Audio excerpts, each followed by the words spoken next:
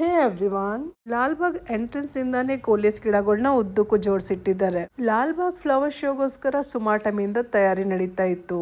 ಇದ್ರದ್ದು ಅಪ್ಡೇಟ್ ನಿಮ್ಗೆ ಕೊಡ್ತಾನೆ ಇದೆ. ಇದು ಫೈನಲ್ ರಿಸಲ್ಟ್. ಸುಮಾರು ವೆರೈಟಿ ಗಿಡಗಳನ್ನ ನೆಟ್ಟಿದ್ರು. ಈಗ ಪಾಟಲ್ ಒಂದಷ್ಟು ಹೂವಿನ ಗಿಡಗಳನ್ನ ಜೋಡಿಸಿಟ್ಟಿದ್ದಾರೆ.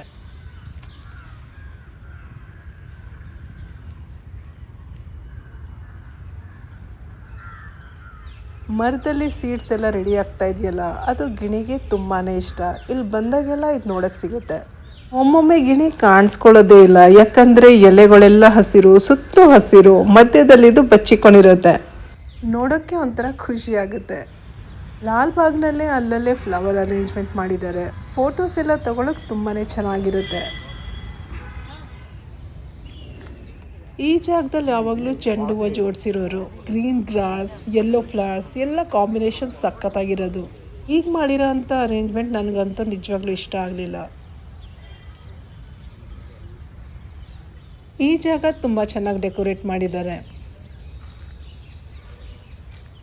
ಲಾಸ್ಟ್ ವಿಡಿಯೋದಲ್ಲಿ ಈ ಏರಿಯಾ ತೋರಿಸಿದೆ. ಹೂಗಳು ಇನ್ನೂ ಬಿಟ್ಟಿರಲಿಲ್ಲ. ನೋಡಿ, ಸಾಲ್ವಿಯಾ ಹೂ ಎಷ್ಟು ಚೆನ್ನಾಗಿ ಕಾಣಿಸ್ತಾ ಇದೆ.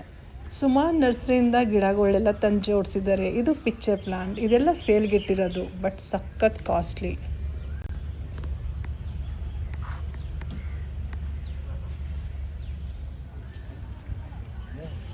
ಸುಮಾರು ವೆರೈಟಿ ಗಿಡಗಳೆಲ್ಲ ಜೋಡಿಸಿದ್ದಾರೆ, ಆದರೆ ರೇಟ್ ತುಂಬ ಹೈ ಅನಿಸ್ತು. ಹೊರಗಡೆ ಎಲ್ಲ 100 ರೂಪಾಯಿ ರೇಟ್ ಅಂದರೆ ಇಲ್ಲಿ 200 ರೂಪಾಯಿ, 250 ಆ ಥರ. ಈಗ ನೋಡಿ, ಈ ಕ್ಲೈಮೆಟಿಸ್ ಗಿಡ ನನ್ನ ಹತ್ರ ಇದೆ. ಇದು ರೇಟ್ ಕೇಳಿದೆ, ಇದು 500 ರೂಪಾಯಿ ಅಂತೆ. ಲಾಲ್ಬಾಗ್ನಲ್ಲಿ ಫ್ಲವರ್ ಶೋ ನಡೀತಾ ಇದೆ. ಈ ಥರ ಜಾಗಗಳಲ್ಲಿ ಫೋಟೋ ವಿಡಿಯೋ ತಗೋಬೇಕಂದ್ರೆ ಟೋಟ್ಲಿ ಫ್ರೀ ಆಗಿದೆ. ಆದರೆ ಬೆಳಗ್ಗೆ 9 ಗಂಟೆಗೆ ಮುಂಚೆ ನೀವು ಇಲ್ಲಿ ಬರಬೇಕು.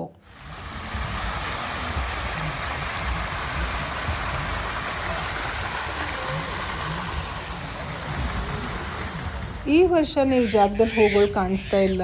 ಗಿಡಗಳು ಇನ್ನೂ ಬೆಳಿಬೇಕು. ಗಿಡ ನೆಟ್ಟೋದೇ ಲೇಟ್ ಮಾಡಿದ್ದಾರೆ ಅನಿಸುತ್ತೆ.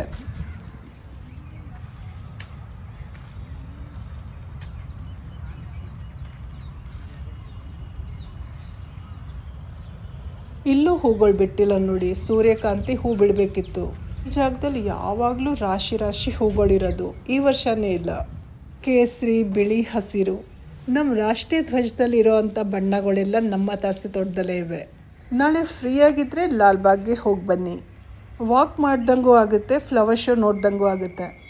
ಇವತ್ತಿನ ವಿಡಿಯೋ ಇಷ್ಟ ಆಗಿದ್ರಲ್ಲಿ ಲೈಕ್ ಮಾಡೋದು ಮರಿಬೇಡಿ. ಮತ್ತೆ ಸಿಗೋಣ ಇನ್ನೊಂದು ಒಳ್ಳೆ ವಿಡಿಯೋ ಜೊತೆ. ಅಲ್ಲಿವರೆಗೂ ಧನ್ಯವಾದಗಳು.